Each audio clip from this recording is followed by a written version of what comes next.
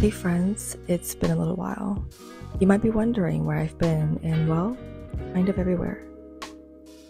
I went back to Japan with my sister, then went on to explore Singapore and Vietnam for a month. So life has been interesting and a little bit unexpected. A lot has changed since I last spoke to you. I discovered a lot of new things about me, started a new job, and moved to a new city. But one thing remained constant through it all, and it's that I'm letting my dream devour my life, not my life devour my dream. I believe it's careless to let the daily grind and mundane responsibilities consume our energy and time, letting routine diminish potential and passion. So we must make our dreams the central focus of our lives and let them drive our actions and decisions. Now, how do we do that? The answer is simple. We must actively and constantly think about what we want to achieve. See? Simple, right?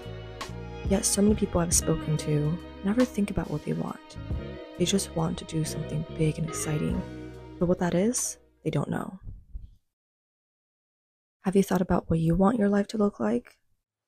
You truly think about it from top to bottom to every single detail. Anyone can say, I want to be successful one day, I want to be rich, I want to be famous, I want to make an impact. But what does that look like? We need to think about the details.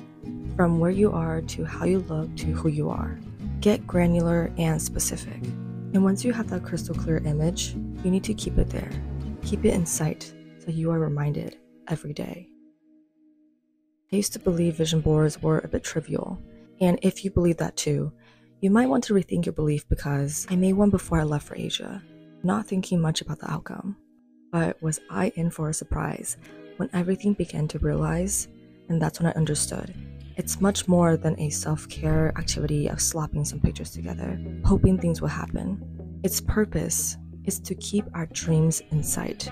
It serves as a daily reminder that you have something great to work towards. So let my words be a reminder to you that everything is created twice, first in the mind and then in reality. And life happens when you are ready to live it.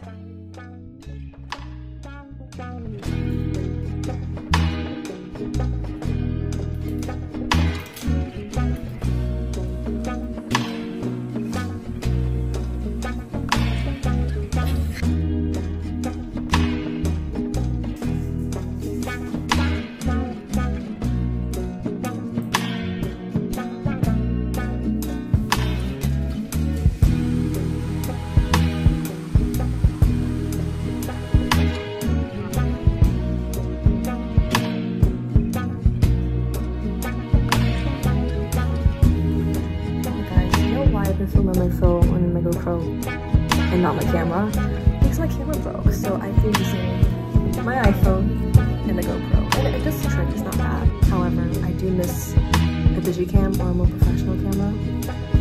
And there's Queena. Say hi, Queena. Yeah. Look at that lamp. Isn't that delightful? That is so cute. And look at this cutie right here. She's tired.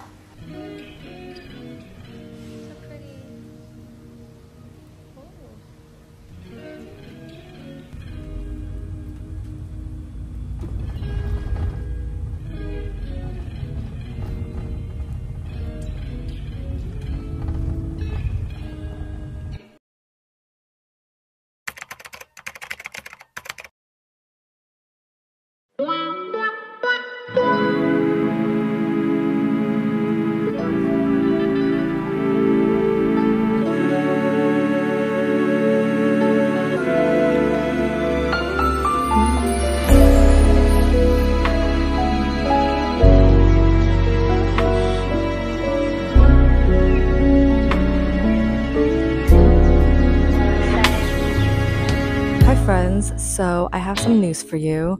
I am moving to New York. Yes, you heard that right. I'm moving out of my hometown, LA, to New York City. It's been something that I've been looking forward to for a while now, and it's finally happening. I've been in Southeast Asia for the past month, and it's been very fun traveling and exploring new cities with my sister. But during the time I was in Southeast Asia, I was also planning my move to New York. So it's been very busy and hectic, which I love. But it's finally happening. I'm moving there in about a week, so very soon. And I'm spending my last days in LA just enjoying the sun, going on a picnic, hanging out with my friends and family, and prepping for the big move. So that's what I've been up to. I'm going to New York for my professional career, which I'm very excited for. And it's gonna be a big change, obviously, because I grew up here my whole life. Everything that I know is here in LA. And while that is the case, I'm not scared or anything, which is kind of surprising, but also unsurprising. I don't know how to explain it. I don't know how to fully explain how I feel right now. But I just feel super grounded and at peace with how fast life is moving. And I think it's because I've been planning this or preparing myself for such a long time for something like this to happen, that now that it's happening, I feel like I've already prepped for it. So yeah, I'm elated to move to New York. It's gonna be a big change, and it's gonna be nice. And honestly, moving to New York was not on the agenda this year, because I thought I'll spend most of my time in Asia, since that's where I mainly work. So suddenly, now that I'm going to New York, it's interesting how things played out. Prior to all of these things happening, because things started to really catapult when I landed in Japan. But prior to that, I actually told myself just to let things go. I was stuck in a state where I was trying to figure out what to prioritize first. And so I remember on the plane to Japan, I was listening to a podcast, and I don't remember this podcast, you guys. I'm so sorry. I wanted to share with you guys.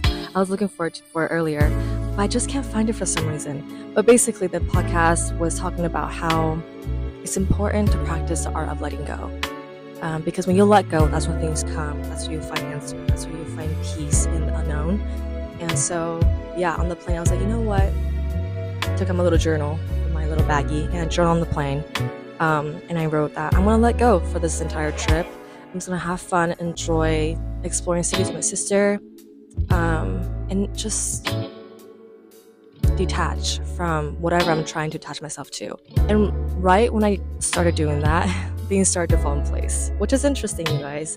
I mean, take what you will with what I just said, but I think it's something worth practicing. I noticed that in my life, whenever I let things go, whenever I'm able to just detach from, things that aren't really serious in the grand scheme of things, I'm able to achieve it much quickly.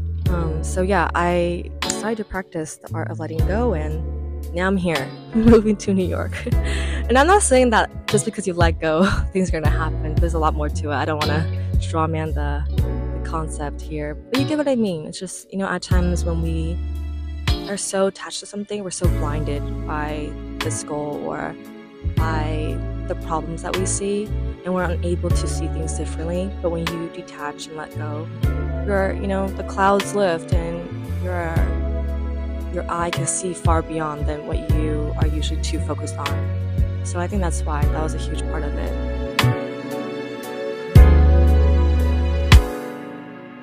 Bye-bye, baby. Love you. Bye-bye.